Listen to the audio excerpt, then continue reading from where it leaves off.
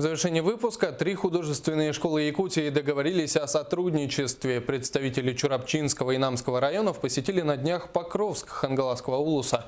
Напомним, 2016 в республиканской системе образования объявлен годом дополнительного образования. С подробностями наш корреспондент Саргалана Ильина.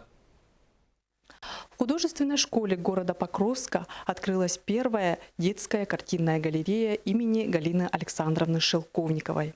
В эти дни здесь начала свою работу выставка работ детей из города Мирного. Открытие галереи состоялось в декабре 2015 года. Создана она именно в республиканском масштабе, чтобы лучшие работы юных художников могли увидеть и другие ребята. В 2011 году передала тот фонд, который я собирала в детском мире, магазин кота. Я попросила Александра Васильевича забрать себе. Ну и потом из этого фонда я выпустила альбом «Рисуют дети», «Землянуху рисуют дети».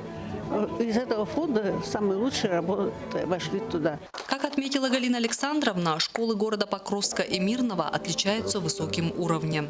Учащиеся Покровской детской художественной школы искусств поздравили гостей музыкальными номерами, продемонстрировав кроме художественного еще и музыкальный талант. Основной концепцией проекта «Рисуем вместе» это является то, что мы должны привить детям больше всего, как говорится, духовности. Поэтому Михаил Ефимович целенаправленно хочет развить 5 направлений. Это музыка, это рисование, это шахматы, языки и спорт.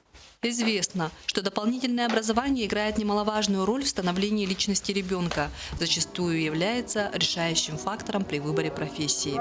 Саргалана Ильина, Александр Юрков, НВК Саха, Хангаласский улус.